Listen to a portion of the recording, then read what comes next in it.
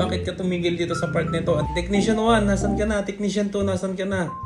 Binalonan. Ayan, malapit sa LTO. Barangay Baro, Asinggan.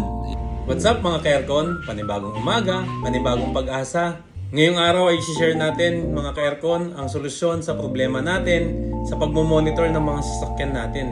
Dati kasi tinatawagan natin sila palagi. Technician 1, nasan ka na? Technician 2, nasan ka na?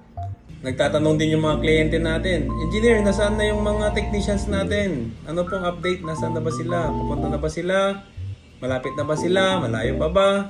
Kaya sa mga concerns na ito, nag-isip kami ng paraan para ma-monitor natin ang ating mga technicians at mas maging efficient tayo pagdating sa mga sasakyan. Ang solusyon nito ay pagsusubscribe sa tinatawag nating car track. Ang car track naman ay makikita natin dito ang monitoring ng ating mga sasakyan kung nasaan na sila real time. Ito yung itsura ng car track natin. So makikita natin dito ngayon. Itong KK7 natin or yung tinatawag namin kulong-kulong 7 namin, nasa bandang San Carlos siya. Ito mga ka-aircon. Ayan, San Carlos. Pag zoom out natin yan, makikita natin yung iba nandito sa may bandang Binalonan. Ayan, malapit sa LTO.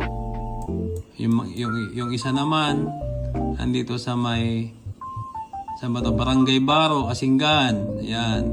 At yung mga iba naman ay syempre yung mga hindi nagagamit o nandito sa ating opisina. Ayan. Kitang-kita natin lahat mga ka-aircon. At hindi lang sa computer natin may lalagyan mga ka-aircon. Meron din dito sa ating gadget. Pwede nating ilagay din sa gadget. Kaya kahit saan, namo-monitor natin yung galaw ng ating mga technicians para maging efficient sila lalo sa kanilang trabaho sa ating mga sasakyan.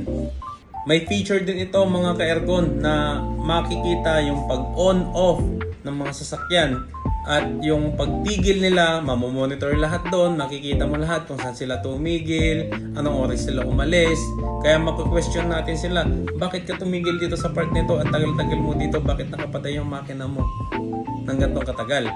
So, pwede natin silang tanungin anong nangyari at sa pamamagitan ng car track na ito, masisigurado natin na mas magiging efficient nga at ma-update natin ang kliyente natin in real time.